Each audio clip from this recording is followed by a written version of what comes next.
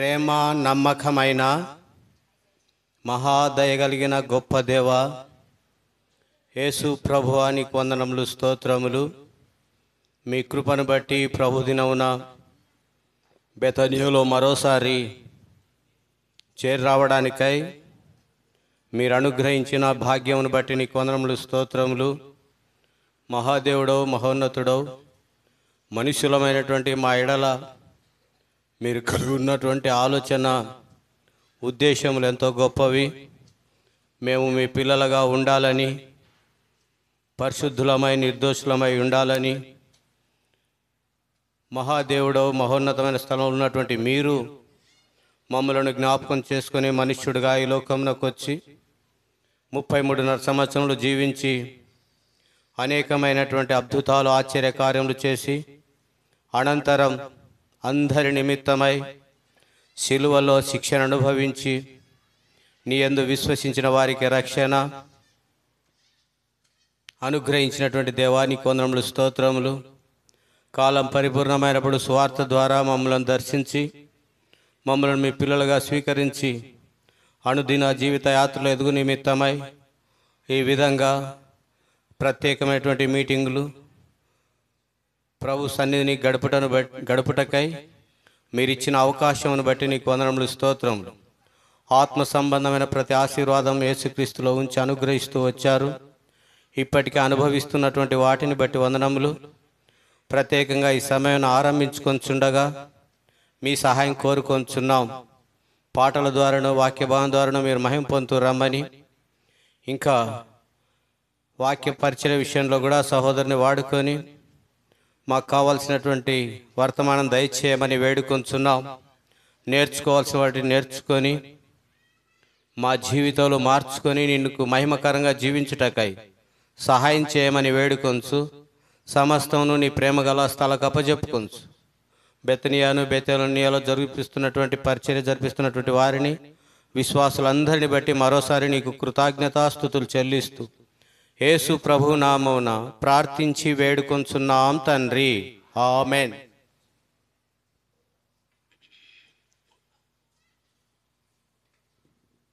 సంసోనన్న,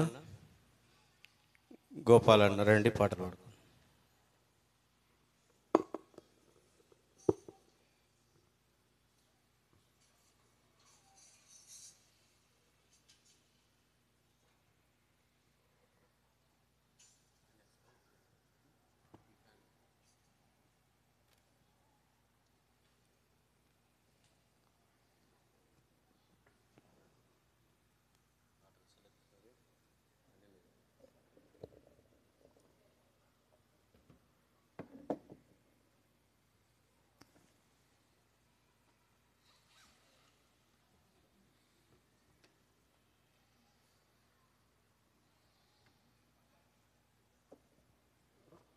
పెద్ద పాట పుస్తకంలో నుంచి 226, పాత పుస్తకం అయితే 224.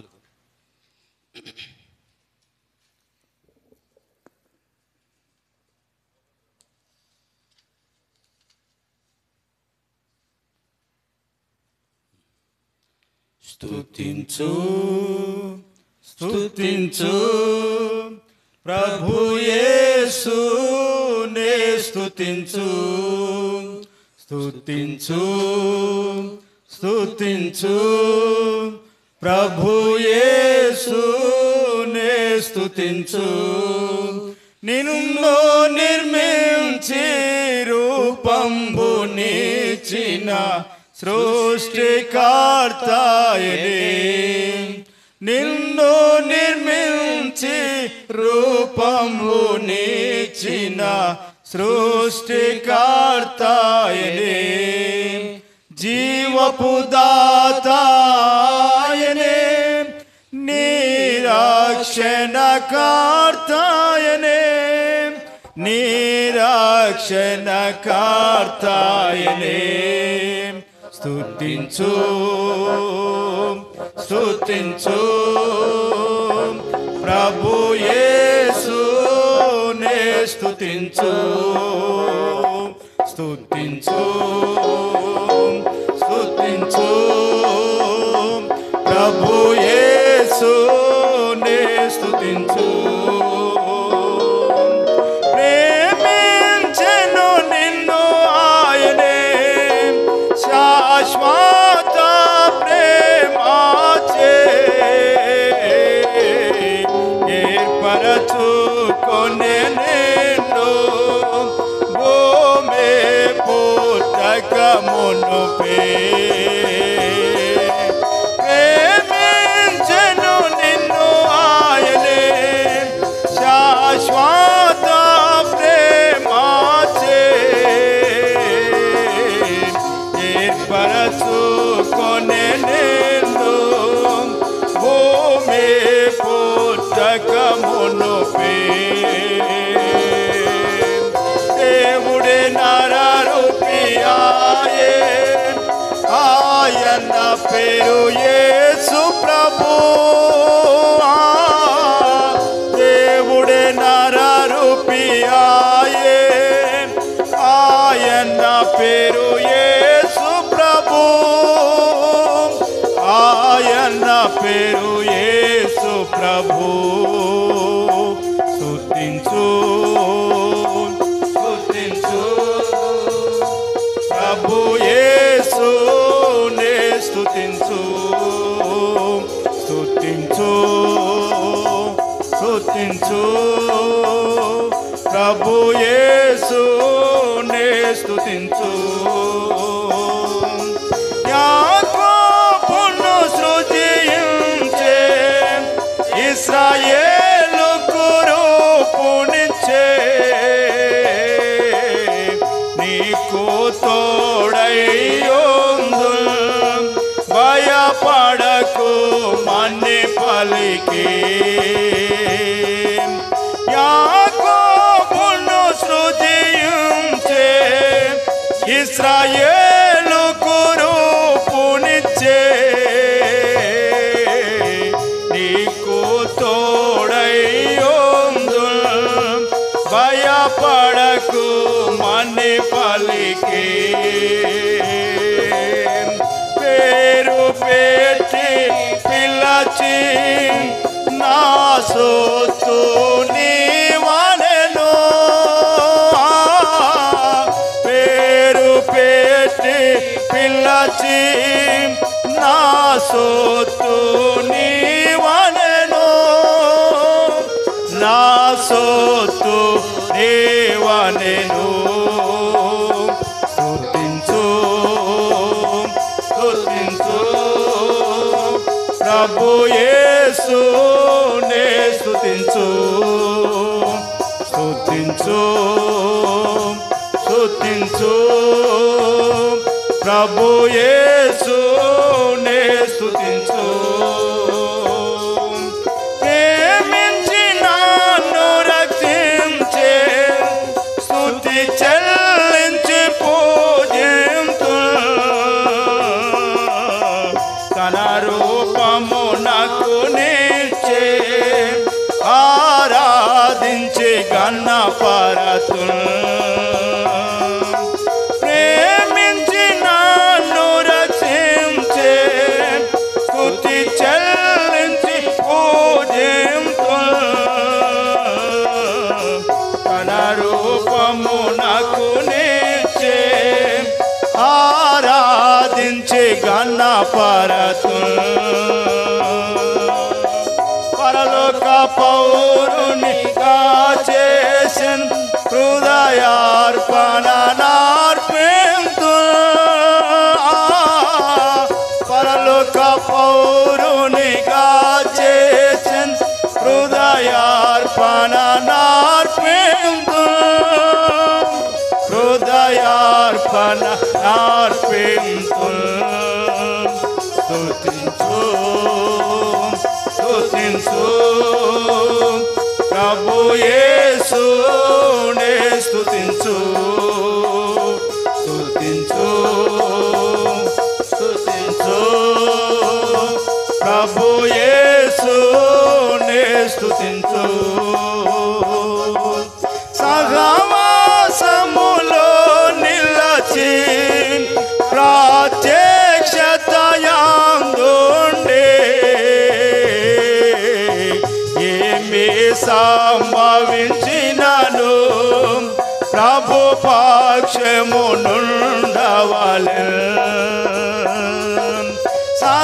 సహవాసములో నిలచి ప్రత్యక్షతయందుండే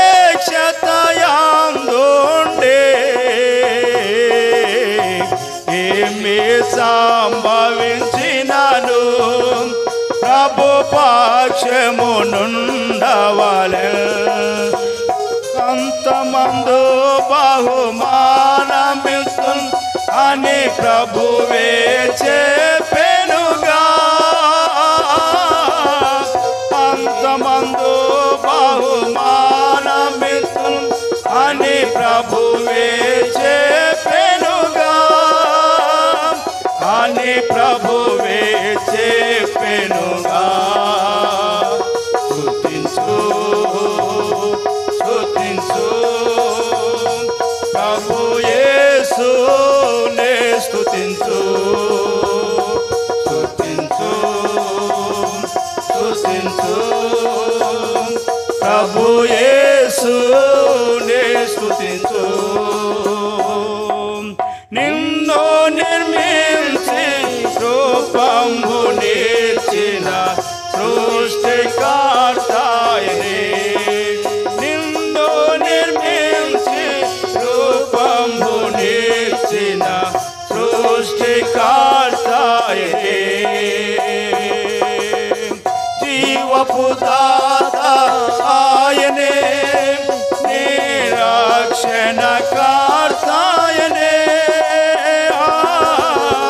జీవపు దాత ఆయనే నిరక్షణకర్తయనే నిరక్షణకర్తయనే స్తుతించు స్తుతించు ప్రభు యేసునే స్తుతించు స్తుతించు స్తుతించు ప్రభు యేసునే స్తుతించు. ఇదే పుస్తకంలో నుంచి 258 పాడుకుందాం. పాత పుస్తకం అయితే 256.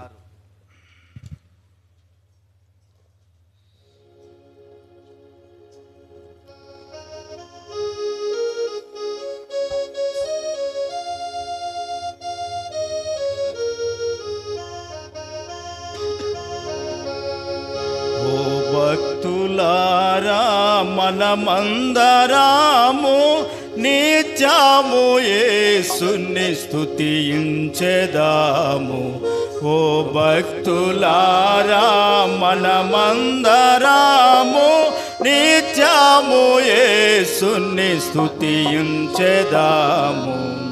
గతకాలమున మన ప్రభు యేసు నూతన దీవెనలను గతకాలమున మన ప్రభు యేసు నూతన దీవెనలను ఖ్యాతిగాను సగే మనకు ఖ్యాతిగాను సగే మనకు స్తుతించెదామే సోనే స్తుతించెదామే సోనే నూతన అనుభవములతో ఖ్యాతిగా సర్వశక్తుని నూతన అనుభవములతో ఖ్యాతిగా సర్వశక్తుని. ఓ భక్తులారా మనమందరము నిత్యము యేసుని స్తుతించెదాము. ఓ భక్తులారా మనమందరము శక్తిమంతుడు మన ప్రభు యేసు నిత్యమును దీవించును. శక్తిమంతుడు మన ప్రభు యేసు నిత్యమును దీవించును. రక్షించును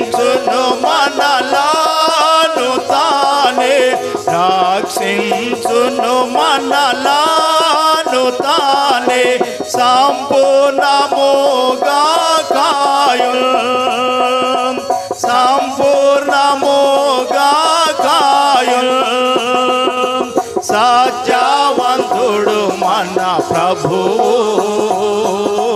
మాట తప్పని మహారాజు సత్యవంతుడు మన ప్రభువు మాట తప్పని మహారాజు ఓ భక్తులారా మనమందరము నిత్యము యేసుని స్తుతించెదాము ఓ భక్తులారా మనమందరము ఎన్ని శోధనలు భూవినున్నా తానే మనలను విడిపించును ఎన్ని శోధనలు భూవినున్నా తానే మనలను విడిపించును శోధింపబడెను యేసు శోధింపబడెను యేసు తన సహాయమునొసగును తన సహాయమునొసగును కను పాప వల్లే ప్రభువు కాయుల్ నిత్యము నిలచు మనతో కను పాప వల్లే ప్రభువు కాయుల్ నిత్యము నిలచు మనతో ఓ భక్తులారా మనమందరము నిత్యము యేసుని స్తుతించెదాము ఓ భక్తులారా మనమందరము శక్తిమంతుడు మన ప్రభు యేసు తొట్టిల్లకుండా కాపాడును శక్తిమంతుడు మన ప్రభు యేసు తొట్టిల్లకుండా కాపాడును నిర్దోషులనుగా ప్రభువు నిర్దోషులనుగా ప్రభువు నిలుపును తన మహిమాతో నిలుపును తన మహిమాతో తలచుము తన కృపలాను ఎన్నాడు విడువడు మనలా తలచుము తన కృపలాను ఎన్నాడు విడువడు మనలా ఓ భక్తులారా మనమందరము నిత్యము యేసుని స్తుతించెదాము ఓ భక్తులారా మనమందరము కృంగిన భక్తులారా మీరు భంగపరచు శత్రువుపై కృంగిన భక్తులారా మీరు భంగపరచు శత్రువుపై జగముపై చాటుడి జయము జగముపై చాటుడి జయము జయము జయమనే ప్రభుకే జయము జయమనే ప్రభుకే యుగ యుగములు మన ప్రభుకే హల్లెలూయా గీతములతో యుగ యుగములు మన ప్రభుకే హల్లెలూయా గీతములతో ఓ భక్తులారా మనమందరము నిత్యము యేసుని స్తుతించెదాము ఓ భక్తులారా మనమందరము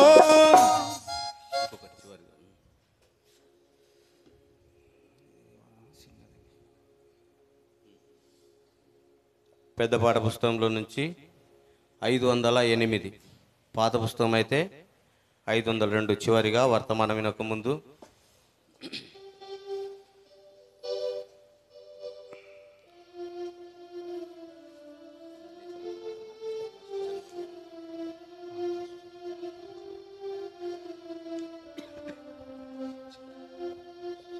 చివరి చరణం పాడుకునేటప్పుడు లేచి నోడి పాడుకుందాం.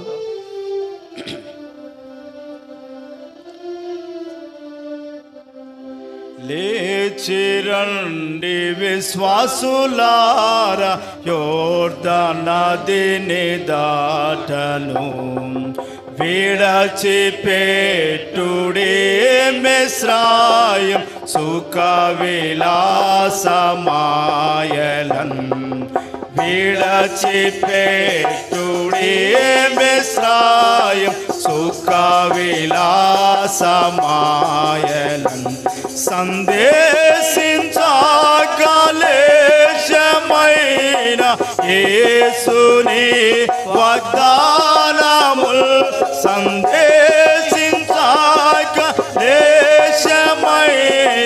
యేసుని వాగ్దానముల్, ముందంజ వేసి నిరాశ వీడి, ముందంజ వేసి నిరాశ వీడి, ప్రభుపై నమ్మికయోంచుడి, ప్రభుపై నమ్మికయోంచుడి. లేచి రండి విశ్వాసులారా, యోర్దాను నదిని దాటను, విడచిపెట్టుడి మిస్రాయిం సుఖ విలాసమాయలన్, విడచిపెట్టుడి మిస్రాయిం సుఖ విలాసమాయలన్. యాత్రలో సముద్రముల్ ఘోషించి, పర్వతముల్ కంపించిన, యాత్రలో సముద్రముల్ ఘోషించి, పర్వతముల్ కంపించిన, సొదొమ వైపు తిరిగి చూడక, సొదొమ వైపు తిరిగి చూడక, వెల్లోడి సియోను నగరునకు, వెల్లోడి సియోను నగరునకు. లేచి రండి విశ్వాసులారా, యోర్దాను నదిని దాటను, విడచిపెట్టుడి మిస్రాయిం సుఖ విలాసమాయలన్, విడచిపెట్టుడి మిస్రాయిం సుఖ విలాసమాయలన్.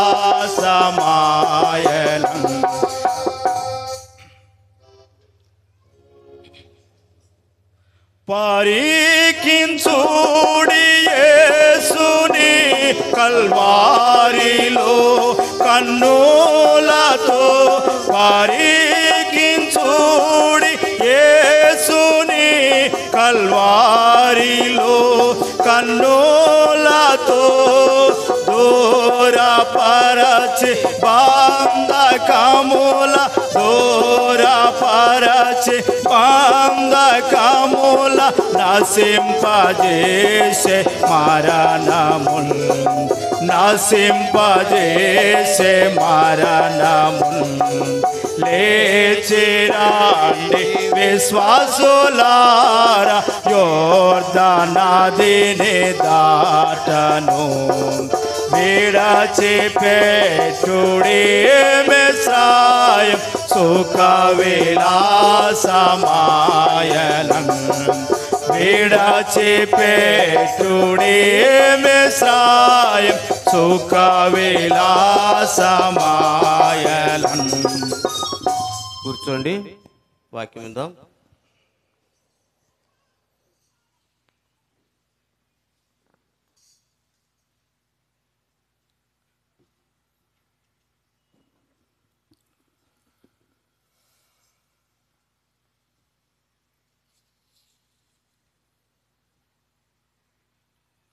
పేతురు రాసిన మొదటి పత్రిక.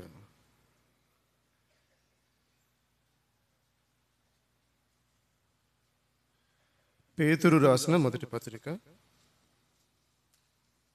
2వ అధ్యాయం.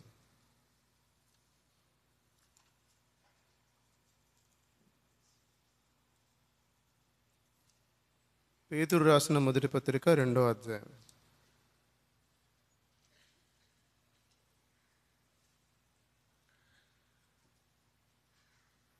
4-5 వచనాలు మనం అందరం కలిసి గట్టిగా చదువుకుంటాం. 4 and 5.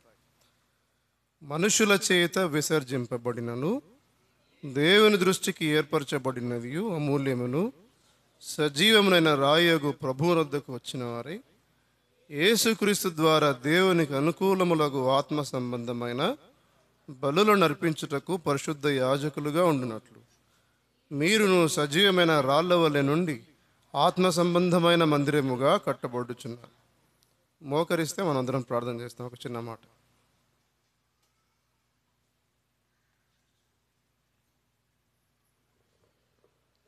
ప్రేమ కలిగిన తండ్రి, కృప కలిగిన వాడ, ఉదయకాలం నుంచి ఇంతవరకు మమ్మల్ని భద్రపరిచినందుకు మీకు వందనాలు.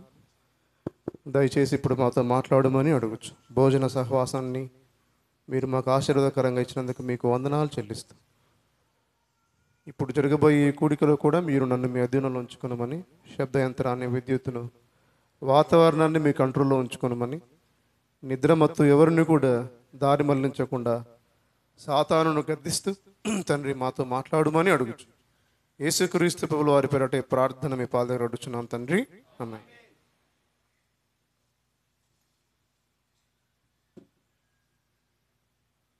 ఏంటి చాలామంది ఉన్నారు? అసలు ఇంతమంది ఉంటారు అనుకోలేదు. Very good. సాధారణంగా భోజనం తర్వాత ఉండరుగా.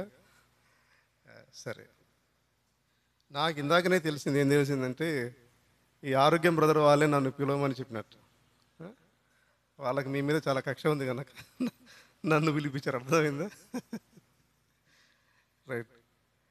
పేతురు గురించి మనం ఉదయం చాలా మాట్లాడుకున్నాం కదా. పేతురు యొక్క ప్రకృతి సంబంధమైన భక్తి, ఆత్మ సంబంధమైన భక్తిగా తను మారినప్పుడు తన విశ్వాస జీవితంలో ఎలా ఉన్నాడో మనం మాట్లాడుకున్నాం. ఈ పేతురు లెటర్ రాసి 2 లెటర్లు రాశారు. అసలు ఆయన చదువుతున్నప్పుడు నాకేం అనిపిస్తుంది అంటే, అరే చేపలు పట్టే ఈ పేతురు ఒక జాలరి ఇంత అత్యద్భుతమైన ఆత్మీయమైన సంగతులను ఎలా రాయగలిగాడు అనే విషయం. ఒక సాధారణమైన పామరుడు లాంటి వాడు ఇప్పుడున్న అనేక మంది పెద్ద పెద్ద సైద్ధాంతికవేత్తలకు కూడా అర్థం కాని విషయాలు ఎలా రాశాడు అనే విషయం.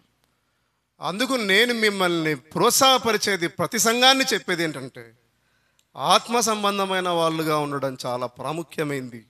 మీరు చదువుకున్నారా, చదువు లేదా, మీరు అంతంత మాత్రమే చదువు ఉందా, అసలు మీరు నిరక్షరాస్యులా, మీకు సంతకం చేయడం కూడా రాదు, వాట్ ఎవర్ మీరు ఎలా ఉన్నా సరే, కానీ ఆత్మ సంబంధమైన మనుషులా కాదా అన్నది మాత్రమే పరీక్షకు నిలబడుతుంది అనే విషయం మీరు తెలుసుకోవాలి. వాళ్ళు చదువు వచ్చినా చదువు రాకపోయినా ఆత్మతో వారు చేసే సంభాషణను బట్టి, ఆత్మ వారికి ఇచ్చే వెలిగింపును బట్టి వారి ప్రయాణం, క్రైస్తవ ప్రయాణం అసలు వేరే వాళ్లకు, సాధారణమైన మనుషులకు, శాస్త్రవేత్తలకు, జ్ఞానులకు అర్థం కాదు అనే విషయం మీరు నేను తెలుసుకోవాలి. అర్థమవుతుందా? ఈ పేతురు రాసిన ఈ పత్రికలో నుంచి మనం మొదటిగా చదువుకున్న 2 వచనాలు మార్చి చదువు. నేను 4 చదువుతాను, మీరు 5 చదువుతారు. మనుషుల చేత విసర్జింపబడినను దేవుని దృష్టికి ఏర్పరచబడినది అమూల్యమును సజీవమైన రాయగు ప్రభువునొద్దకు వచ్చిన వారే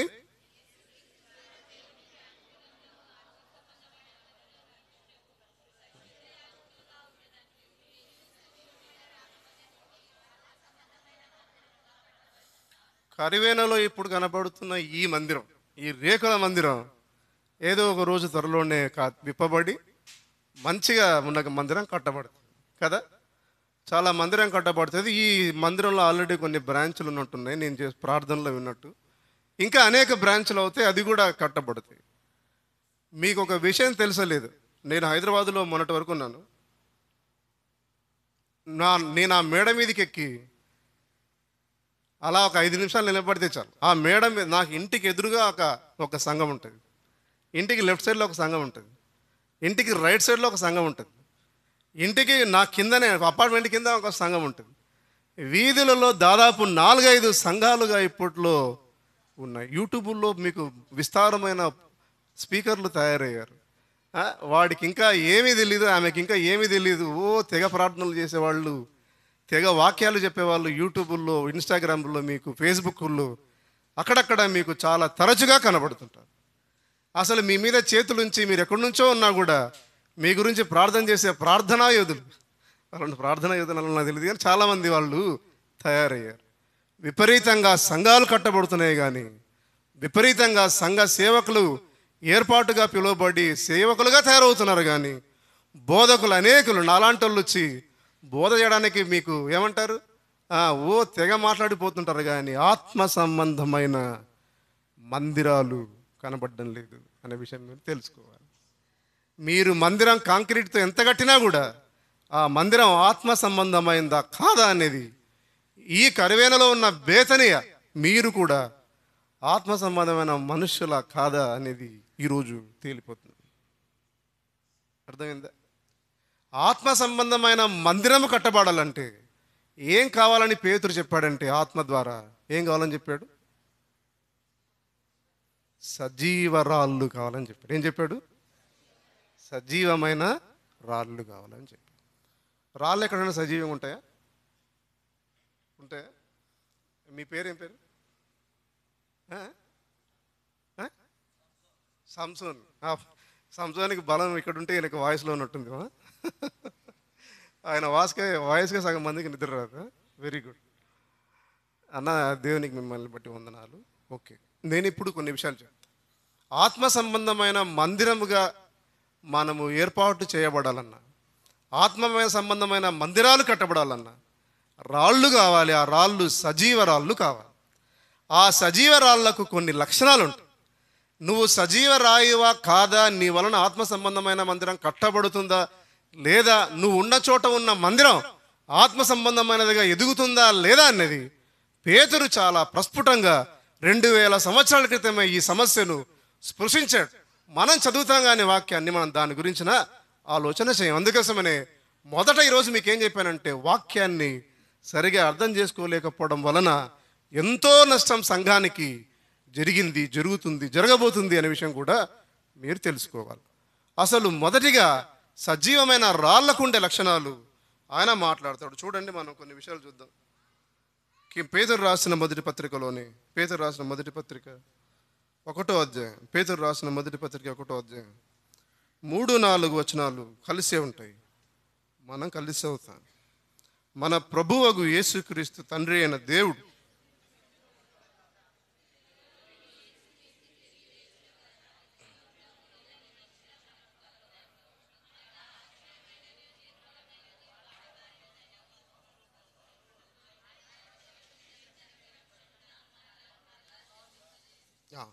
మృతులలో నుండి యేసుక్రీస్తు తిరిగి లేచుట వలన జీవముతో కూడిన అనే మాట రాశాడు. ఏం రాశాడు? జీవంతో కూడిన. యేసుక్రీస్తు వారు మృతుల్లో నుండి లేచినట్లు ఏ విశ్వాసి అయితే మృత సంబంధమైన జీవితంలో నుంచి లేచి ఉంటాడు. ఇందాక లేచి రండి శ్వాసలారా ఎర్దాను. ఎక్కడి నుంచి లేవాలి? ఎక్కడి నుంచి లేవాలి? పాట పాడిన పాట కూడా మనకు అర్థం కాదు. ఎక్కడి నుంచి లేవాలి? మన ఇంట్లో పడుకున్నప్పుడు పిలవడానికి పాడే పాటలు ఇవేమైనా ఎక్కడి నుంచి లేవాలి? మృత సంబంధమైన జీవితంలో నుంచి యూ షుడ్ వేకప్. నువ్వు లేవాలి. చచ్చిపోయి అలా ఉండడానికి వీల్లేదు. నువ్వు లేచి యోర్దాను దాటాలి. అర్థమైందా? మృత సంబంధమైన జీవితంలో నుంచి లేస్తేనే మీరు సజీవమైన నిరీక్షణ కలిగి ఉంటారు. జీవము మీలో ఉంటుందని మీరు గుర్తుపట్టాలి. మృత సంబంధమైన జీవితంలో నుంచి లేచిన వాళ్ళు ఎలా ఉంటారు? ఇప్పుడు నాకు చెప్పాలి. Tell me that. నేను అంతకుముందు కూడా చెప్పా, మళ్ళీ చెప్తాను. నేను ఒకసారి ఒక మీటింగ్కి వెళ్ళినప్పుడు ఇలా మధ్యలో ఒక బాక్స్ పెట్టారు, సమాధి పెట్టి అతను అమెరికాలో నుంచి లేకపోతే ఆస్ట్రేలియా నుంచి తన శవాన్ని తీసుకురావడానికి ఎదురు చూసి శవం కనపడితే తల్లిదండ్రులు ఎంత ఏడుస్తారో మీకు తెలియదు. ఆ అనుభవం అది అనుభవిస్తేనే ఆ బాధ పెయిన్ తెలుస్తుంది. ఆ శవాన్ని కనీసం ఓపెన్ చేసి చూడడానికి కూడా లేనంత ప్యాకింగ్ చేశారు. ఆ పెట్టె పెట్టారు. దాన్ని పట్టుకొని ఎంత ఏడ్చారు, ఎంత గగ్గోళ్ళు పెట్టారు. కుమారుడా లేమని వాళ్ళు ఎంత ఏడ్చారు, సంఘం అంతా ఏడ్చి. ఇప్పుడు నేనేం చెప్తున్నానంటే, అతను లేస్తాడా? పోనీ తాను ఏమైనా మాట్లాడతాడా? తాను ఏమైనా ఓదారుస్తాడా? నీ అరుపులకు, కేకలకు, అది ఏడుపుకు అన్నిటికీ ఏమాత్రం చలనం లేని స్థితి మృత సంబంధమైన జీవితంలో నుంచి మీరు లేవాలి. వాక్యం నీతో మాట్లాడుతున్నప్పుడు, వాక్యం నిన్ను సంధిస్తున్నప్పుడు ఏమాత్రం కూడా చలనం లేకుండా ఉంటే అది నువ్వు ఇంకా మృతమై ఉన్నట్టు మీరు గుర్తుపట్టాలి. దేవుడు చాలా క్లియర్ కట్గా ఒక వచనం చెప్పాడు. ఆయన మృతులకు దేవుడు కాదు. ఎవరికి దేవుడు? ఎక్కడ చెప్పాడు? మత్తయి సువార్త 22వ అధ్యాయం. మత్తయి సువార్త 22వ అధ్యాయం. మత్తయి సువార్త 22వ అధ్యాయం 32వ వచనం. మత్తయి సువార్త 22వ అధ్యాయం 32. మృతుల పునరుత్థానమును గూర్చి నేను అబ్రహాము దేవుడను, ఇస్సాకు దేవుడను, యాకోబు దేవుడనై ఉన్నానని చదవలేదా?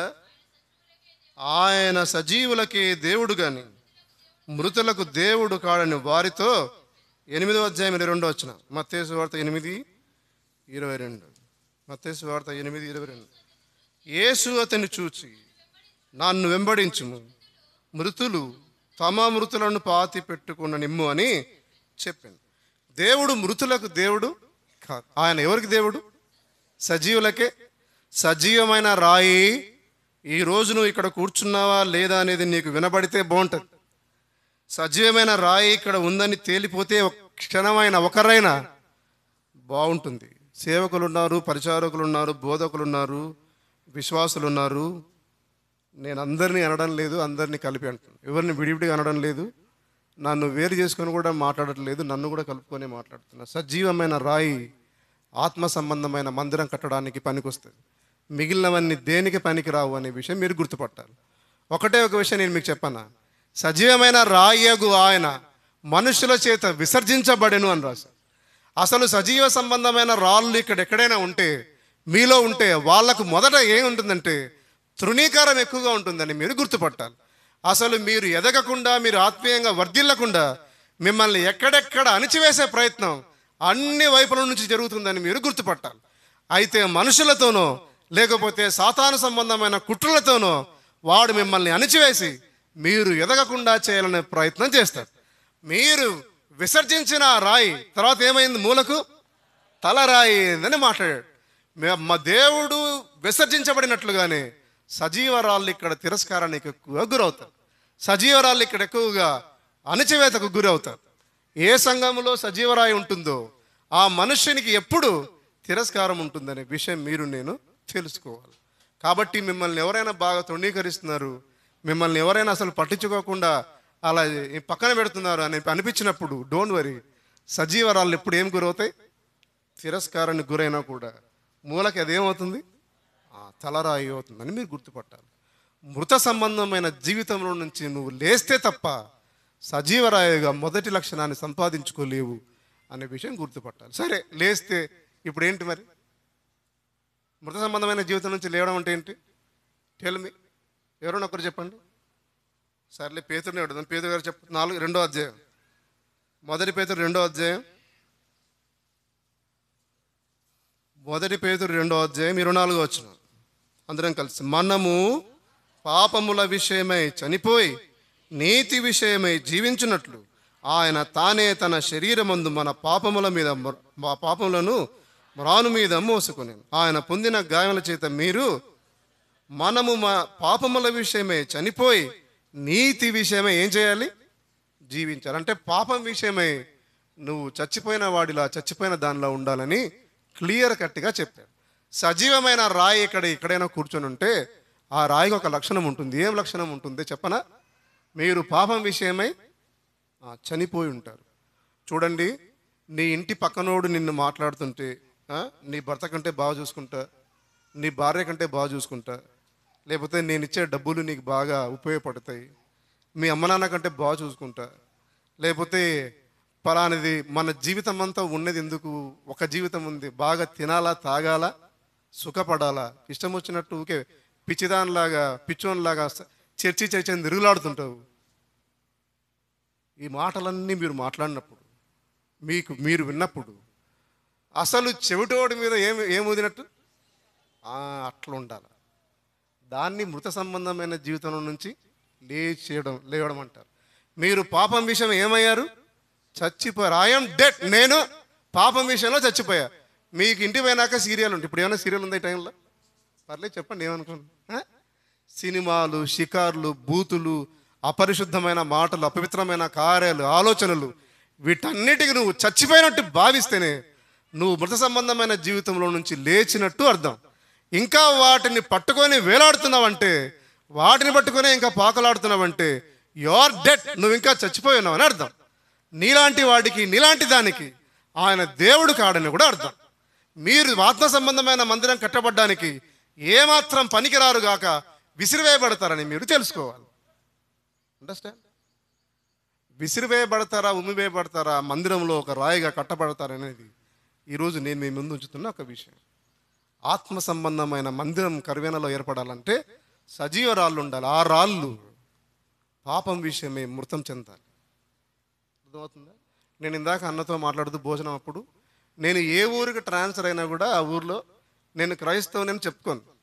నా కారు మీద కూడా ఒక చిన్న వాక్యం కూడా ఖచ్చితంగా రాయను. ఎందుకు రాయను?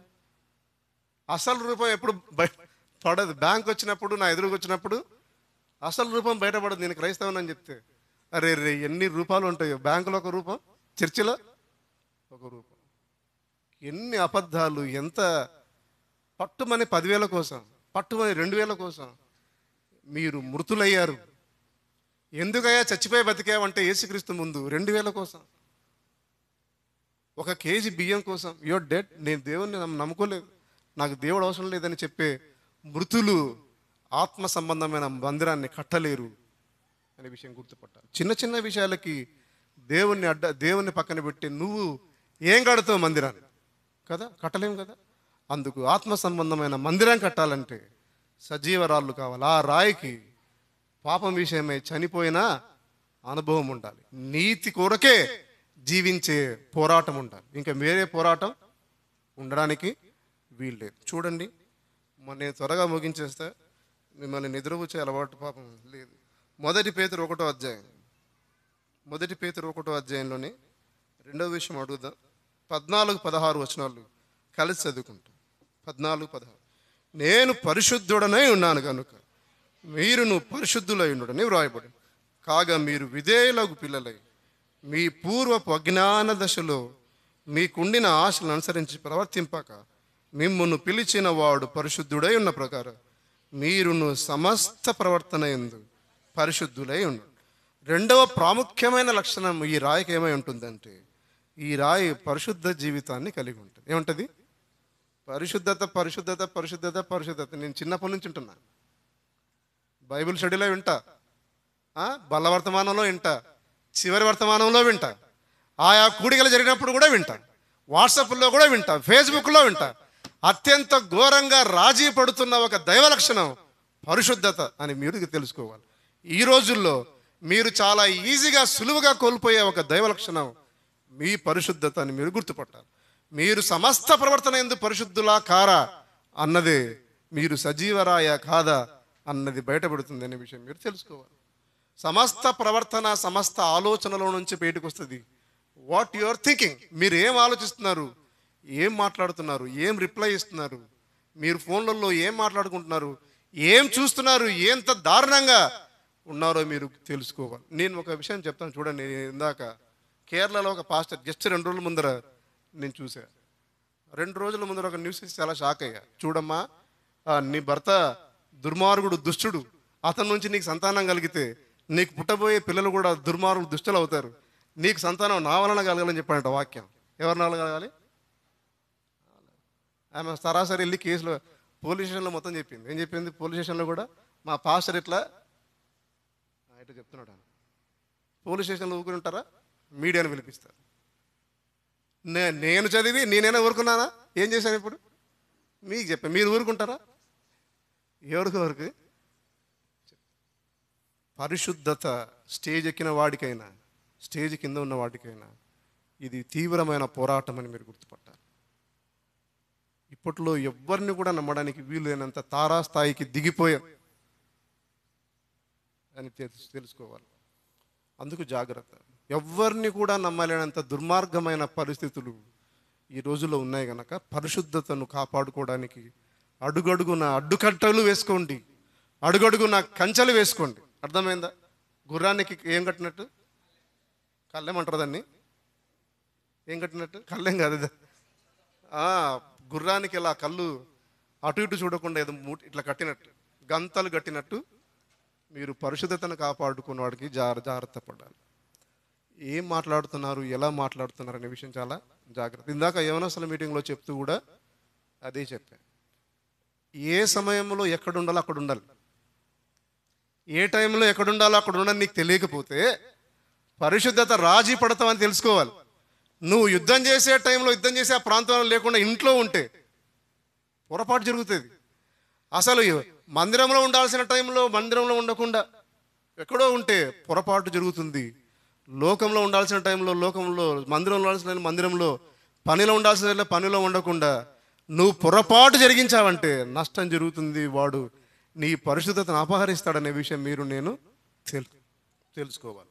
కాబట్టి జాగ్రత్తగా ఉండి పరిశుద్ధులై ఉండడానికి మీరు ప్రయత్నం చేయాలి. ప్రతి విషయంలో. దేని విషయంలో? ప్రతి విషయంలో పరిశుద్ధత మీకు ఎంతైనా ప్రాముఖ్యమైనది. అమ్మ, నేను సిస్టర్స్ మీకు చెప్తాను, చెప్పనా?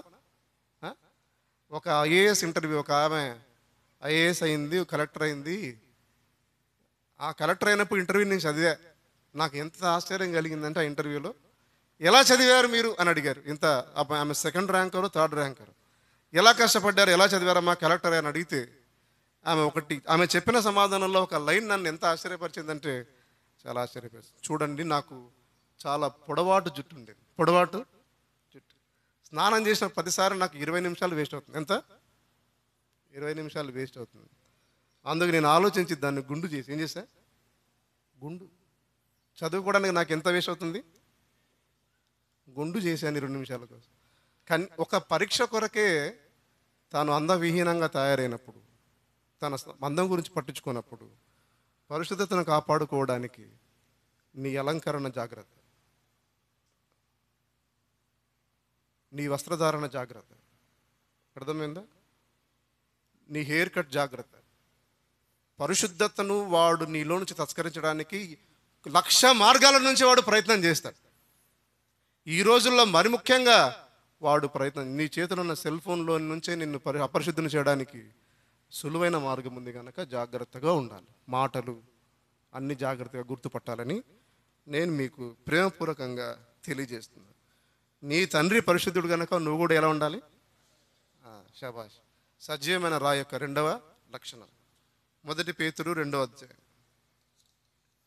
1 పేతురు 2వ అధ్యాయం 11. 1 పేతురు 2వ అధ్యాయం 11 వచ్చిన అందరం కలిసి చదువుకుంటాం.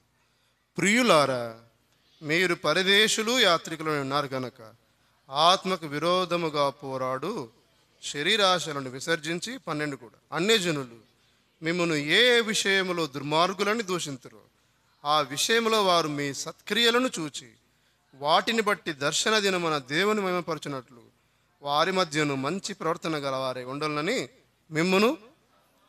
ఇప్పుడు ఈ వచనాన్ని చదివి సజీవ రాయకుండా 3వ లక్షణం చెప్పండి ఎవరైనా. Tell me. మీరు చెప్తే వినాలను. ఆ లాస్ట్లో నుంచి ఎవరైనా చెప్పండి సిస్టర్స్. శరీరాశలు విసర్జించాలి. బ్రదర్స్ మీరు చెప్పండి. సోదరా మీరు ఎవరైనా ఒకరు చెప్తారా? ఆ వచనాన్ని చదవడం వల్ల సజీవ రాయికి ఉండాల్సిన 3వ లక్షణం ఏం సమయాలు బ్రదర్? సత్క్రియలు, ఇంకా శరీరాశలు విసర్జించాలి, ఇంకోటి ఏంటి? సత్క్రియలు, ఇంకోటి మంచి ప్రవర్తన. ఇంకొక ఆన్సర్ ఎవరైనా లాస్ట్లో ఉండాలి చెప్పండి పెద్దవాళ్ళు. దేవుణ్ణి అక్కడ అది ఉందా? దేవుని మహిమపరచునట్లు అనే మాట ఉంది కదా. Very good, very good. మంచి ప్రవర్తన కలిగి ఉండాలి. ఇప్పుడు నేను చదివిస్తాను చూడండి. ప్రియులారా, మీరు పరదేశులు యాత్రికులనై ఉన్నారు కనుక ఆత్మకు విరోధముగా పోరాడు శరీరాశలు. ఆత్మానుసారమైన జీవితాన్ని ఎవరు కలిగి ఉంటారో, ఆత్మానుసారమైన పోరాటాన్ని ఎవరైతే తెలుసుకొని ఉంటారో వాళ్ళు సజీవరాళ్ళుగా ఉంటారని మీరు గుర్తుపట్టాలి. ఆత్మానుసారమైన జీవితం ఏ విశ్వాసకైతే తెలుస్తుందో వాళ్ళు ఖచ్చితమైన ఆత్మ మందిరాన్ని కడతారు. ఆత్మ సంబంధమైన జీవితం ఏంటో మీకు తెలియనంత వరకు మీరు ఆత్మ సంబంధమైన మందిరంగా కట్టబడలేరు. Now let me ask the question. ఇప్పుడు నేను మిమ్మల్ని ఒక ప్రశ్న వేస్తా. ఆ ప్రశ్నకు ఒక్కరంటే ఒక్కరు సమాధానం చెప్పిన సజీవరాళ్ళు ఉన్నారని నాకు అర్థమైంది. సింగిల్ ఆన్సర్, ఒక్క ప్రశ్న.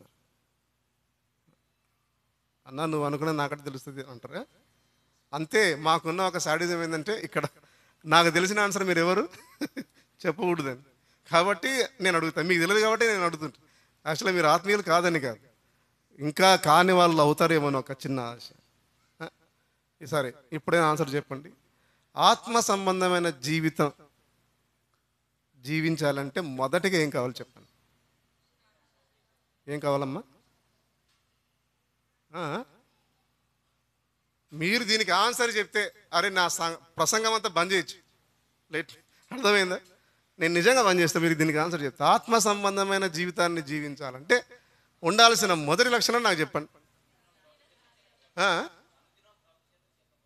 అనుదినం ప్రభు చేత చక్కబడడం, ఇంకా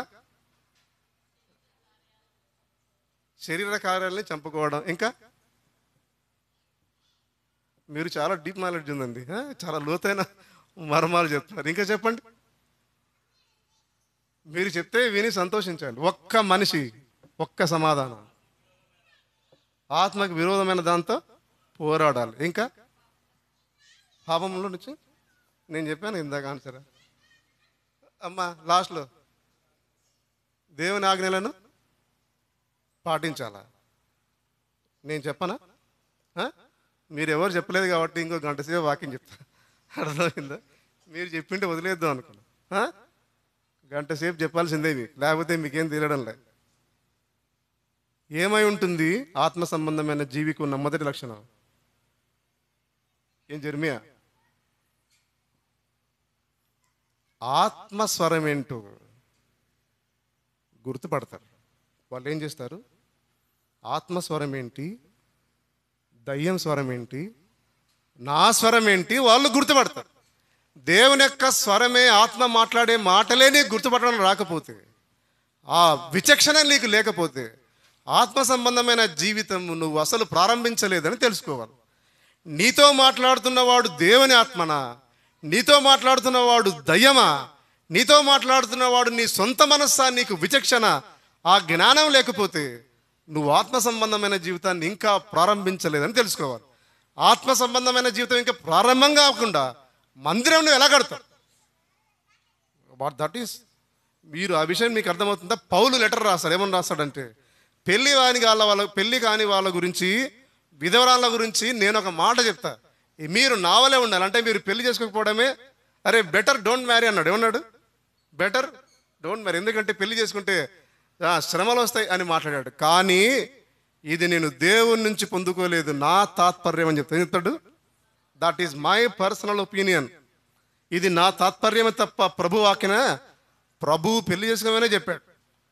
పెళ్లి నిరాకరించమని చెప్పే బోధ దేవుని బోధ కాదు. ఆయన చాలా క్లియర్ కట్గా చెప్పాడు. అరే పెళ్లి చేసుకుంటే కొన్ని శ్రమలు వస్తాయి కాబట్టి చేసుకోకపోవడం మంచి. కానీ చెప్తే ఏమన్నాడు? అది నాది మాత్రమే, దేవుని నుంచి నిన్నది. ఆత్మ సంబంధమైన మనుషుడు ఏం మాట్లాడుతున్నాడో తనకు తెలుస్తుంది. మీరు ఒక విషయం తెలుసా? ఈడ నిలబడి గంటలు ప్రసంగం మీరు నిద్రపోయినా, పడుకున్నా, దొర్లుతున్నా, ఈయన మాత్రం ప్రసంగాన్ని వదిలిపెట్టాడు. ఎందుకు వదిలిపెట్టాడు? ఆత్మ మాట్లాడిస్తుంది బ్రదర్ అన్నాడు. ఏమంటాడు? ఆత్మ అరే ప్రవక్తల ఆత్మలు వారి స్వాధీనంలో ఉంటాయి అని వాక్యం ఉంది. మీకు విచక్షణ లేకపోతే, కనీసం ఆ జ్ఞానం లేకపోతే, ఏది దేవుడు మాట్లాడుతున్నాడు, ఏది దయ్యం మాట్లాడుతుందో తెలుసుకోకపోతే మీరు అనేక విధాలుగా నష్టపోతారు. అనేక విధాలుగా. పొద్దున నేను చెప్పినట్టు ఒకడు నేనే దేవుణ్ణి అంటే, నేనే యేసుక్రీస్తునంటే కొన్ని కోట్ల మంది నమ్మారు. ఇంకొకటి తెలుసా మీకు? విచిత్రమైన విషయం చెప్పనా? అరే పరలోకంలో తండ్రి ఉన్నాడు, పరలోకంలో కుమారుడు కూడా ఉన్నాడు. అంటే ఎవరుంటారు? ఇంకా థర్డ్ పర్సన్ ఎవరుంటారు? మీరు పొరపాటు చేశారు. తండ్రి ఉన్నాడు, కొడుకు ఉన్నాడు, ఎవరు ఉండాలి ఇంకా? అంటే పరలోక రాజ్యంలో తల్లి కూడా ఉంది అని ఒక బోధ మొదలైంది. వాడు 1,00,00,000 మందిని మార్చాడు క్రైస్తవులు. ఎంతమందిని? బైబిల్లో పరలోకపు తల్లి అని ఒక పదం పట్టుకొని పరలోక రాజ్యంలో మనకు తల్లి ఉందిరా అని మాట్లాడి పిచ్చోళ్ళు. మాట్లాడుతున్నవాడు ఆత్మ సంబంధమైన మనిషా కాదా నీవు కనీసం గుర్తుపట్టలేకపోతే, ఆడిలో ఆత్మ ఉందా లేదా నీ కనీసం అవగాహన లేకపోతే మీరు ఏం ఆత్మ మందిరాలు కడతారు? That is what my question. అన్న, ఈరోజు ప్రేమ విందు కోసం పిలిస్తే మీరేందని మాటలు? ప్రేమ విందు విందే, ఇది విందు. అర్థమైందా? నేను మీకు చెప్పొచ్చు, ప్రేమ విందు బైబిల్లో అక్కడుంది, ప్రేమ విందు బైబిల్ ఎక్కడుంది, లవ్ ఫీస్ట్ అక్కడుంది. దాని వలన మీ ఆత్మకి ఏమాత్రం కూడా క్షేమం కలగదు. ఆత్మ సంబంధమైన అభివృద్ధి పొందనంత వరకు, మీ ఆత్మ క్షేమాభివృద్ధి చెందనంత వరకు ఎట్టి ప్రసంగమైన వృధా. దేంట్లో పోసినా పన్నీరులాగా అవుతుంది. ఆత్మీయులుగా మీరు బలవంతులు అవ్వకపోతే ప్రసంగాలన్నీ వృధా అని మీరు గుర్తుపట్టాలి. అర్థమైందా? అందుకు నేను మీతో ఏం మాట్లాడుతున్నా అంటే, కనీసం ఆ విచక్షణ లేకపోతే ఎలా? అందుకు మీరు ఆత్మ సంబంధమైన మనిషిగా తేరానికి శరీరాశలతో ఏం చేయమన్నాడు? పోరాటం చేయాలి. మీ మనస్సులోకి వచ్చిన ప్రతి ఆలోచన ఇది దేవునిదా, నాదా, దయ్యానిదా అనేది ఆలోచన ఉండాలి. ప్రార్థన చేసుకునేటప్పుడు నీకు వినబడుతున్న స్వరాలు దేవునివా, దయ్యానివా, నావా అన్న ఆలోచన ఉండాలి. ఈ విచక్షణ లేకపోతే ఆర్థికంగా, ఈ విచక్షణ లేకపోతే భౌతికంగా, ఈ విచక్షణ లేకపోతే ఆత్మీయంగా నష్టపోయిన సంఘాలు, మనుష్యులు కోటాను కోట్లు అనే విషయం మీరు తెలుసుకోవాలి. తరతరాల నుంచి ఈ చిన్న విషయంలో పొరపాటు పడిన వాళ్ళే అధికులు అనే విషయం మీరు గుర్తుపట్టాలి. ఏం బ్రదర్ శ్రీశాస్, ఇప్పుడు నాకు చెప్పండి, కరివేనలో ఉన్న ఈ మందిరం ఆత్మ సంబంధమైన మందిరమా కాదా? అన్నా, ఇంత పెద్ద ప్రశ్న వేస్తే నువ్వు ఇది చెప్పి ఇలాంటి ప్రశ్న వేస్తే మమ్మల్ని అవమానపరచడానికి, మమ్మల్ని కించపరచడానికి కాదు.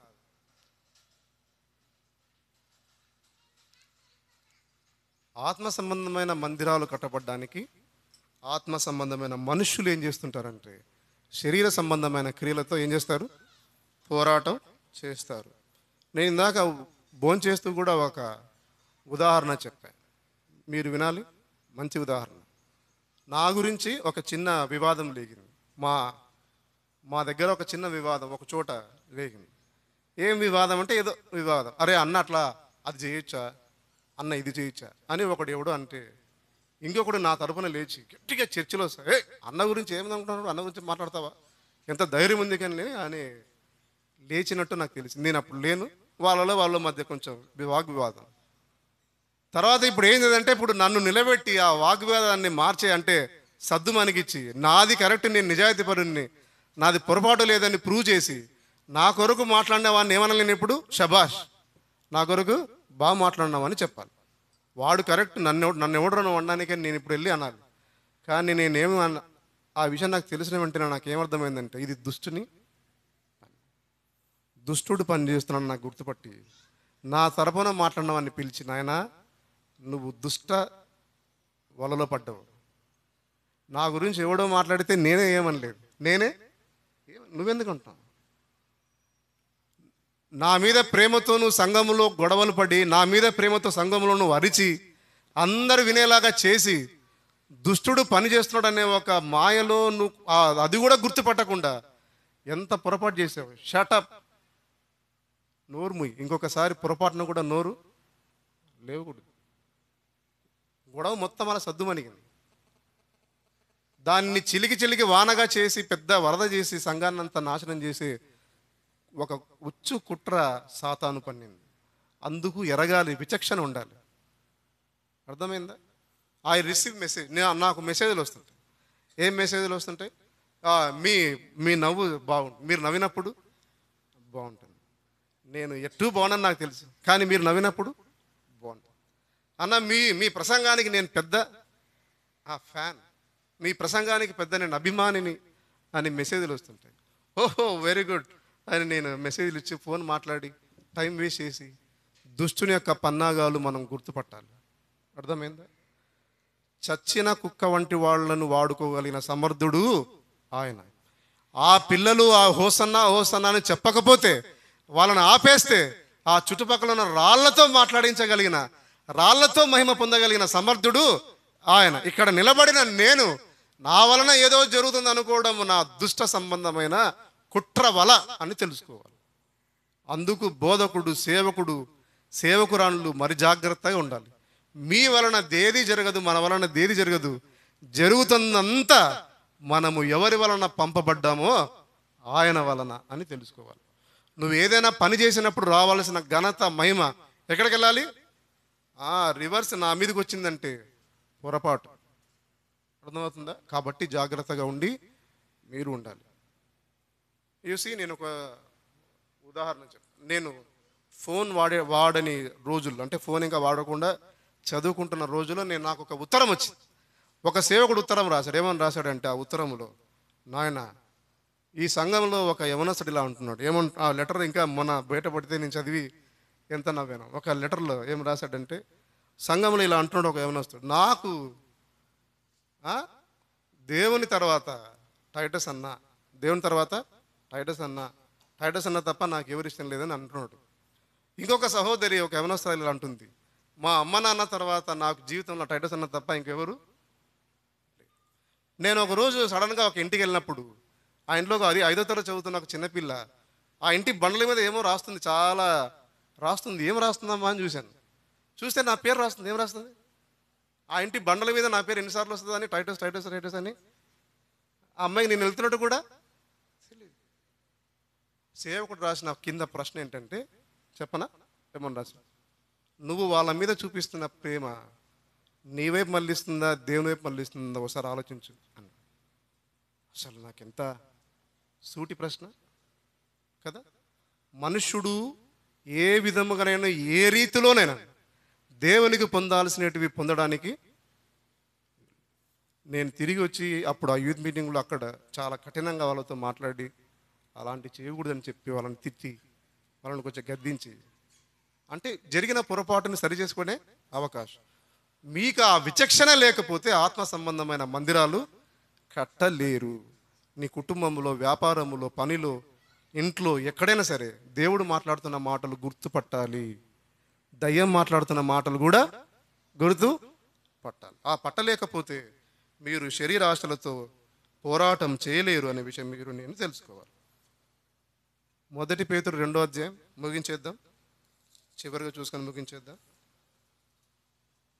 1 పేతురు 2వ అధ్యాయం అందరం కలిసి 9వ వచనం, మనకందరికీ తెలిసింది 9.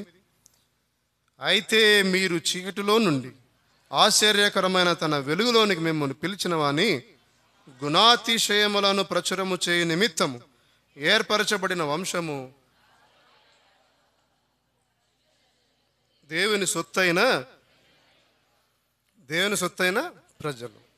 చివరిగా 4వ విషయం నేను చెప్తానమ్మా. మీరు 3వ విషయం కదా సరే, 3వ విషయం నేను చెప్తాను. చూడండి, వింటున్నారా? పర్లేదా? చెప్పొచ్చా? ఒక్కటి కాబట్టి అన్నా చెప్పండి, పర్లేదు, లేకపోతే అనుకుంటున్నారా? చివరిగా మీరు గుర్తుపెట్టుకోవాల్సింది, దేవునికి మీరు ఎక్కడైనా సాక్షిగా, సజీవరాయి యొక్క లక్షణం ఏంటంటే, ఆయన గుణలక్షణాలు ఏ చోట ఉన్నా వాళ్ళు ప్రచురం చేస్తారు. ఈ పేతురే చాలా ప్రస్ఫుటంగా రాస్తాడు. మీకు రెఫరెన్స్లు ఇస్తే తీసుకోండి ఒకసారి. ఆ 1 పేతురు 2:14 ఒకరు చదవండి. రాజు అందరికీ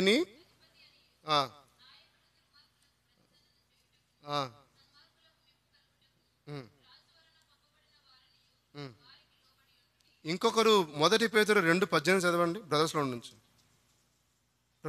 2:18, పనివారులారా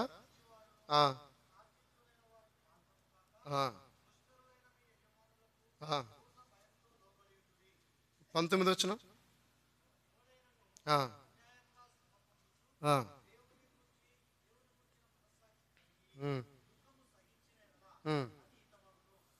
ఇంకొకరు ఎవరైనా 4వ అధ్యాయం 10వ వచనం చదవండి. 4:10.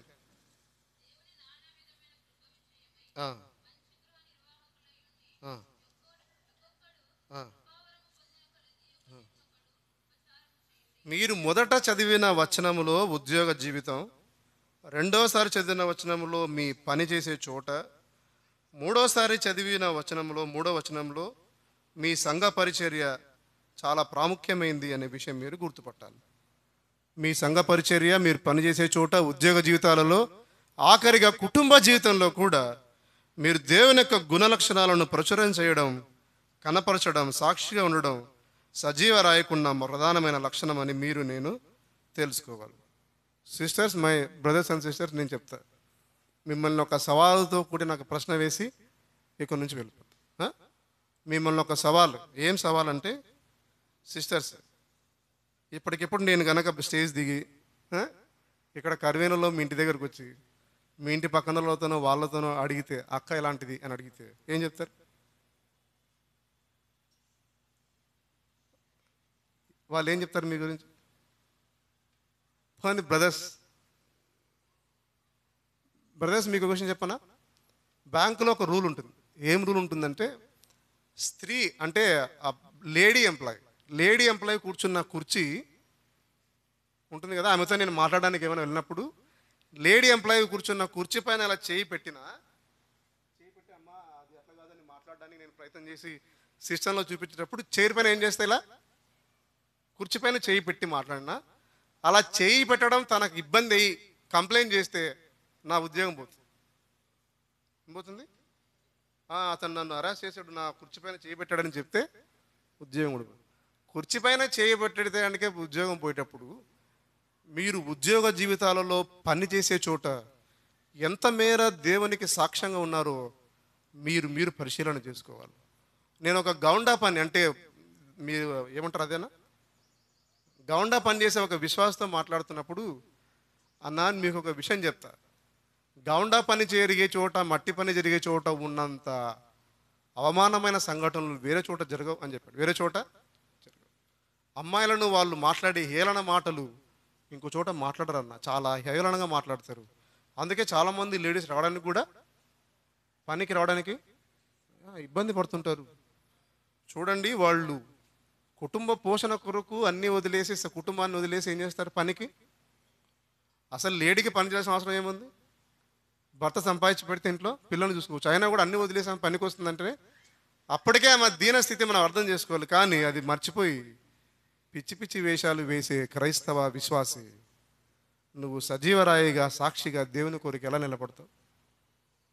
పనిచేసే చోట, కుటుంబ జీవితాలలో, విశ్వాసంలో నీ సాక్ష్యాన్ని, దేవుని గుణలక్షణాలను నువ్వు ఏమని బయటపడతావు చెప్పండి?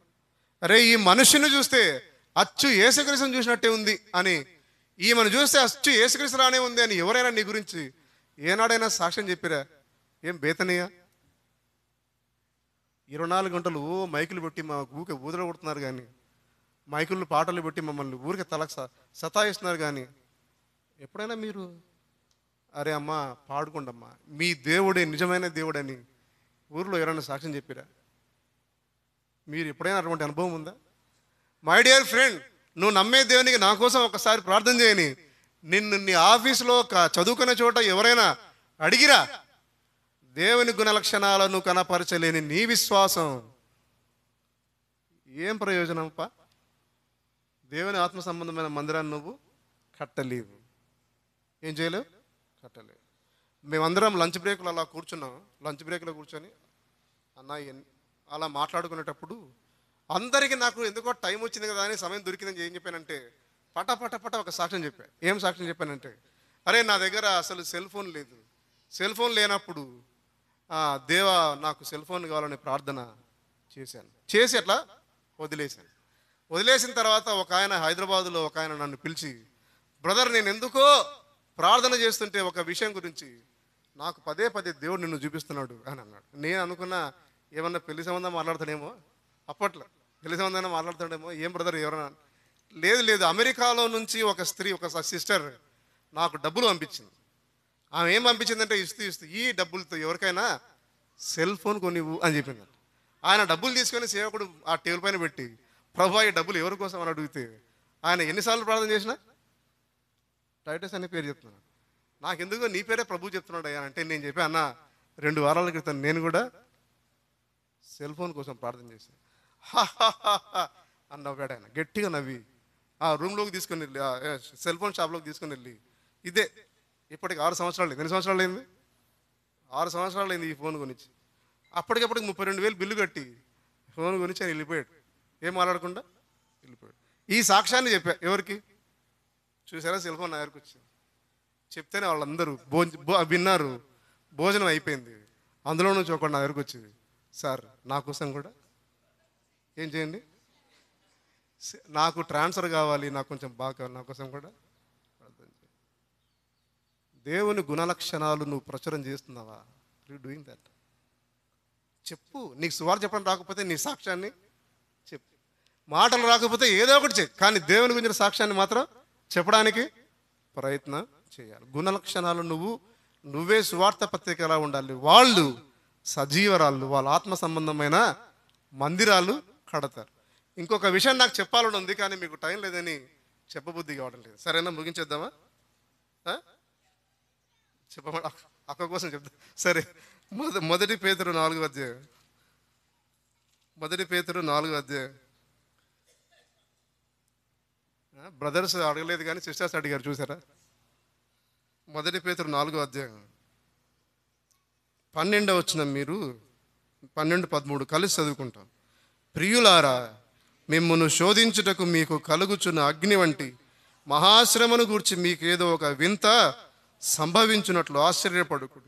క్రీస్తు మహిమ బయలుపరచబడినప్పుడు మీరు మహానందముతో సంతోషించు నిమిత్తం క్రీస్తు శ్రమలలో మీరు పాలువారే ఉన్నంతగా సంతోషించుడి. సజీవమైన రాయి యొక్క చివరి లక్షణం, ఈ ప్రసంగంలో చివరి లక్షణం నేను మీకు చెప్తున్నా. ఈ రాయి శ్రమలలో కన్నీళ్ళ గుండా పోయేతున్నప్పుడు అది మహదానందమనే ఎంచుకుంటుంది తప్ప శ్రమలలో దిగులు పడ్డం కానీ, కృంగిపోవడం కానీ, నలిగిపోవడం కానీ, దేవుని వదిలి పారిపోవడం కానీ, లేకపోతే నన్ను అణిచేస్తా, నన్ను పట్టించుకోవట్లేదని గొడవలు క్రియేట్ చేయడం కానీ ఏమీ చేయకుండా అది మహదానందం కొరకే అని ఎదురు చూస్తుంది తప్ప ఏమాత్రం నలిగిపోదు. యోబు సజీవమైన రాయి, దావీదు సజీవమైన రాయి, యేసుక్రీస్తు సజీవమైన మూలరాయి. వీళ్ళందరూ ఆత్మ సంబంధమైన మందిరాన్ని కట్టారు. యేసుక్రీస్తు వారు ఆయన మందిరం మూలకు తలరాయి అయ్యాడు. మనలో శ్రమలలో, కన్నీళ్లలో, కష్టాలలో, వేదనలో ఉన్న మీరందరూ వాటిని బట్టి కృంగిపోకుండా, వెనకడుగు వేయకుండా, ఎంత శ్రమైన అగ్నివైనా అది ఏదైనా సరే ముందడుగు వేసే భక్తులు, విశ్వాసులు, సజీవరాళ్ళు, వీళ్ళు ఆత్మ సంబంధమైన మందిరాన్ని కడతారు. అలా మీ తృణీకారం, అలా మీ అణచివేత, అలా మిమ్మల్ని చేసే ప్రతి కష్టము, కన్నీళ్ళు ఏం పట్టించుకోవద్దు. అదంతా ఏమంటుంది, ఒకనాటి చులకని శ్రమ. ఏమన్నాడు దాన్ని? ఏమన్నారు? చులకని శ్రమ. రేపు రాబోయే ఆ మహాపట్టణం, ఆ మహదానందం. ఈయన ఏమన్నాడు పేతురు? చెప్పనాశక్యమైన మహిమాయుక్తమైన ఆనందం ముందు నువ్వు ఇప్పుడు విడిచే కన్నీళ్ళు, వేదన ఏపాటి కదా, చాలా అల్పమైనవి. మనం అప్పుడు ఉండి ఇప్పుడే మాయమయ్యే ఆవిరి లాంటి వాళ్ళు. ఇంత చిన్న జీవితానికి, ఇంత చిన్న కష్టానికి, ఇంత చిన్న కన్నీటికి దేవుని దూరం చేసుకోవద్దు, మందిరాన్ని దూరం చేసుకోవద్దు. అర్థమవుతుందా? మందిరంలో నిలబడాలి. నిన్ను ఎంత తృణీకరిస్తే అంత దేవుని కొరకు పనిచేయాలి. నువ్వే దేవుని ఆత్మ మందిరాన్ని కట్టడానికి ఉపయోగకరమైన సజీవ రాయి. దేవుడి మాటలు దీవించను కాక. మోకరించండి.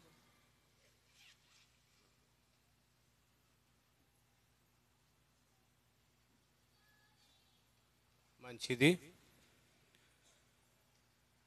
మనం సజీవమైన రాళ్ళ వల్ల ఉండటానికై మంచి వర్తమానం అందించబడింది. సమయాన బ్రదర్ బాల్స్వామి వచ్చి ప్రార్థన చేస్తాడు. ఈ వాక్యం వింటుంటే ఏదైతే తీర్మానం కలిగి ఉన్నామో అది నిలిచి ఉండటానికి. సామాన్యంగా ఇప్పుడైతే ఉద్రేకంతో బాగుంటాం అనుకుంటాం, కానీ తర్వాత వెంటనే మర్చిపోతాం.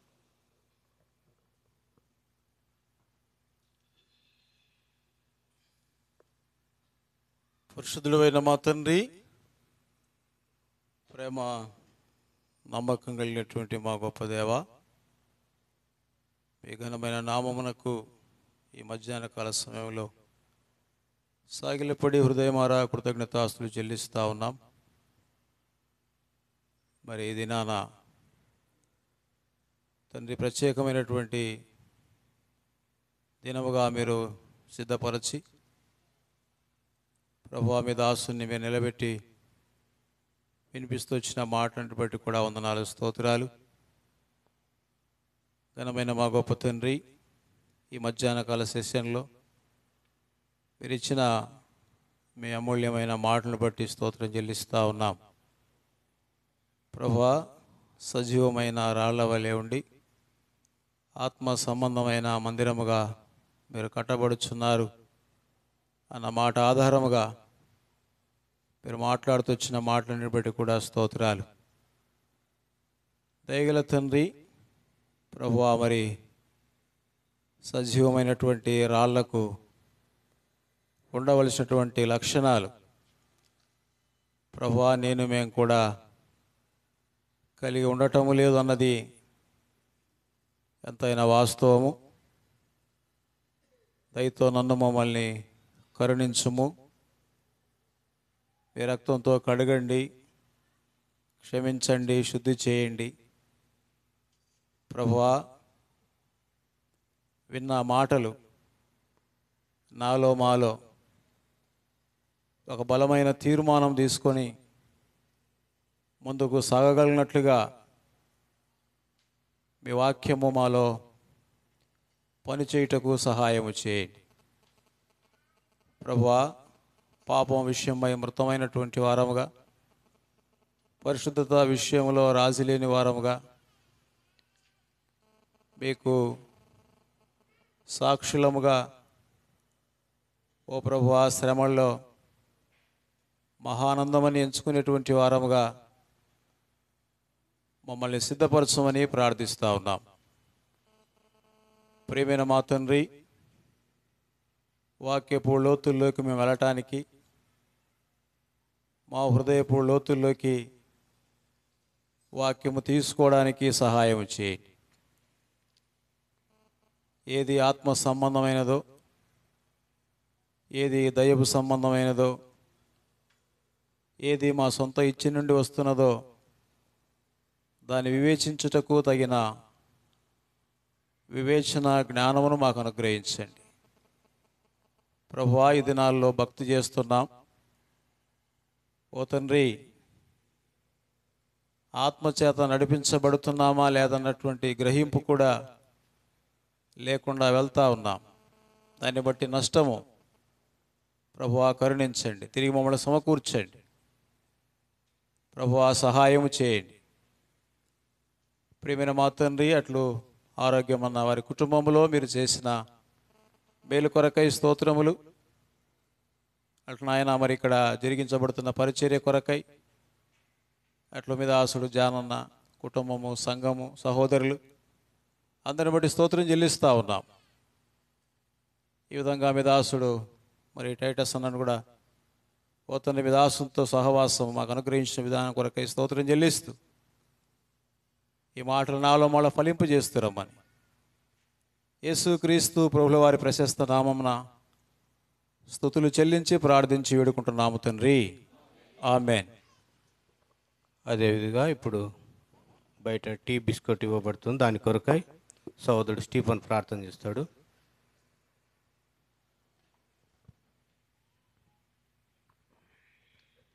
ప్రేమగల మా ప్రేమైన పరలోకపు తండ్రి,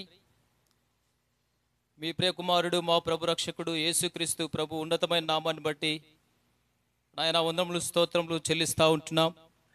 నిజంగా ప్రభా, మేము కూడా అంధకారంలో, చీకటిలో, పాపములో సంఘానికి దూరంగా ఉన్నప్పుడు నాయన మీరు మమ్మల్ని ప్రేమించి మా కొరకై తండ్రి మీరు మానవుడిగా భూమి మీదకి వచ్చి చనిపోయి సమాధి చేయబడి మృత్యుంజయుడిగా తిరిగి లేచి పాపం నుంచి, చీకటి నుంచి, అంధకారం నుంచి మమ్మల్ని విడిపించినందుకే మీకు వందనములు స్తోత్రములు.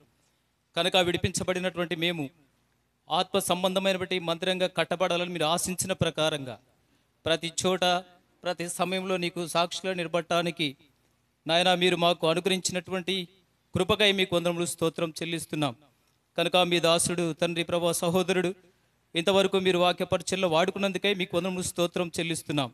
తన జీవితంలో తండ్రి తాను చేస్తున్నటువంటి ఉద్యోగ బాధ్యత విషయాల్లో సంఘంలో తండ్రి మీకు మాదిరికరంగా జీవించే జీవితాన్ని మీరు అనుగ్రహిస్తూ వచ్చినందుకే ప్రభా మీకు వందనములు స్తోత్రములు. రాబోయే దినాల్లో కూడా అంతం వరకు నీకు నమ్మకస్తుడిగా సాక్షులుగా నిలబడటానికి మమ్మల్ని అందరిని కూడా స్థిరపరిచి బలపరచమని ప్రార్థన చేస్తున్నాం. ఉదయం నుంచి ఇంతవరకు చేయబడినటువంటి పరిచర్యలో తండ్రి మీరు తోడుగా ఉండి నడిపించినందుకే మీకు వందనాలు చెల్లిస్తున్నాం. తిరిగి మధ్యాహ్న భోజన సహవాసంలో మీ దాసుని కూడా ఆనాది సంకల్పంలోనే మీ కుమారుడిగా ఏర్పరచుకొని తన కుటుంబంలో కూడా అంచెలంచెలుగా వృద్ధి చేస్తూ పిల్లల విషయంలో కూడా ప్రభావ మీరు ఆశీర్వదిస్తూ బలపరుస్తున్నందుకే మీకు వందనములు స్తోత్రములు. తన ద్వారా తండ్రి సంఘంలో ఈ దినాన తండ్రి కూడికలో తండ్రి ప్రభా సంతోషించడానికి విందును కలిగింపజేసినందుకే మీకు వందనాలు చెల్లిస్తూ తిరిగి ఒక సాయంకాల సమయంలో ప్రభా మీ ప్రజలను బట్టి ప్రేమించినటువంటి టీని దీవించండి, ఆశీర్వదించండి ప్రభా. మీ యొక్క సేవార్థమై వాడుకోవడానికి మీరు సహాయం చేయమండి. వచ్చినటువంటి వారు తండ్రి ఇక్కడ మోకరించినటువంటి ప్రతి ఒక్కరిని కూడా మీరు జ్ఞాపం చేసుకొని ఎవరు ఏ తీర్మానం చేసుకున్నారో, ఏ యొక్క అందుబాటులోకి వచ్చినారో మీ దగ్గర వారు చేసుకున్నటువంటి తీర్మానాన్ని స్థిరపరిచి బలపరచమని, ముందు సమయం మాకు ఆశీర్వాదకరం మార్చమని మీకే వందనాలు చెల్లిస్తూ యేసుప్రభువారి నామంలో స్తుతించి ప్రార్థించి అడిగి వేడుకొనిచున్నాం తండ్రి, ఆమేన్. మన తండ్రి అయినటువంటి మహాదేవుని యొక్క ప్రేమయు, ప్రభు అయిన యేసుక్రీస్తు యొక్క కృపయు, పరిశుద్ధాత్మ యొక్క అన్యోన్య సహవాసం సన్నిధి బెతనియా విశ్వాసులకును, ఆరోగ్యమన్న కుటుంబమునకును, అదే రీతిగా ఆయా బ్రాంచీల నుంచి వచ్చినటువంటి విశ్వాసులకు అందరికీ సజీవమైన రాళ్ల వలె ఉండాలని, సజీవమైన దేవునికి అక్కరకొచ్చేవారుగా ఉండాలని తీర్మానం కలిగినటువంటి వారికి నిన్న నేడు సదాకాలం తోడై ఉండునుగాక. ఆమేన్. Praise Lord. అందరికీ ప్రైజ్ లార్డ్.